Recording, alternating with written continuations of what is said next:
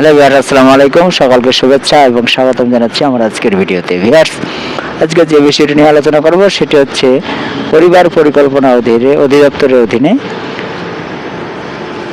কয়েকটি পদে, বিশেষ করে FWV এবং সেই সাথে 27 ক্যাটাগরির যে পদ রয়েছে সে পদগুলো নিয়ে মূলত আজকে আলোচনা করব। তবে যেটা মূলত সর্বোচ্চ গুরুত্ব এবং যেটা ব্রেকিং নিউজ হিসাবে আলোচনায় থাকছে সেটা হচ্ছে FWVর সর্বশেষ আপডেট নিয়ে, অর্থাৎ FWV প্রার্থীদের কপালের জট খুলল, অর্থাৎ তাদের যে দীর্ঘদিনের যে জটিলতা সেটা অবসান প্রায় হয়ে গেছে, সেটা আপনাদেরকে জানাবো।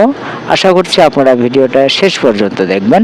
তো ভিউয়ার্স, এখন কথা হচ্ছে যে পরিবার পরিকল্পনা অধিদপ্তরের অধীনে 27 ক্যাটাগরি, অর্থাৎ অফিস সহায়ক সহ যে 27 ক্যাটাগরি রয়েছে সেই ক্যাটাগরির পদের পরীক্ষা বা নিয়োগ দীর্ঘদিন ধরে ঝুলে রয়েছে। যদিও অফিস সহায়ক পদের পরীক্ষার এখনও কোনো ঘোষণা হয়নি, তবে 26 ক্যাটাগরি যে অন্যান্য পদগুলো রয়েছে, বিশেষ করে নৈশ প্রহরী সহ আর অন্যান্য পদগুলা, সেই পদগুলোর মূল বিষয়ে কী সিদ্ধান্ত সেটাই মূলত আজকে প্রথমে আমি আলোচনা করব।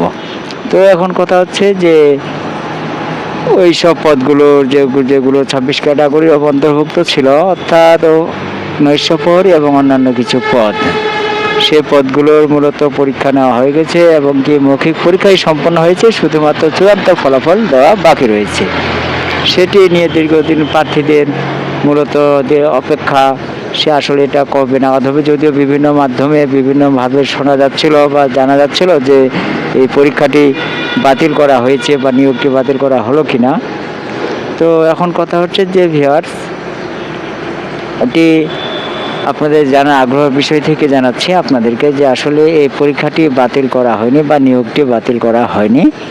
এটি একটা সিন্ডিকেটের কারণে মূলত এই নিয়োগটি আটকে রয়েছে।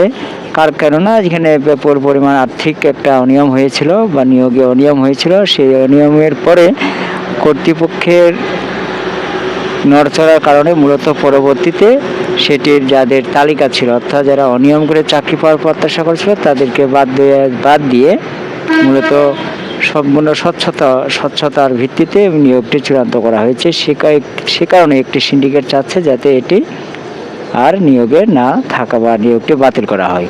তো এখন কথা হচ্ছে যে অল্প কিছুদিনের মধ্যে, অর্থাৎ এটি মূলত নিয়োগ কার্যক্রম সম্পন্ন হয়ে যাবে অল্প কিছুদিনের মধ্যে, অর্থাৎ আপনারা এই বছরের মধ্যেই আপনারা এটা একটা ফাইনাল ডিসিশন, অর্থাৎ চূড়ান্ত ফলাফল আপনারা পেয়ে যাবেন। এটা সিদ্ধান্ত মোটামুটি হয়ে গেছে। আপনারা এই ডিসেম্বরের শেষে কিংবা জানুয়ারির প্রথম সপ্তাহের মধ্যে একটা ফাইনালি সিদ্ধান্ত আপনারা পেয়ে যাবেন। তো এখন কথা হচ্ছে যে ভিউয়ার্স, এই ছিল মূলত আজকাল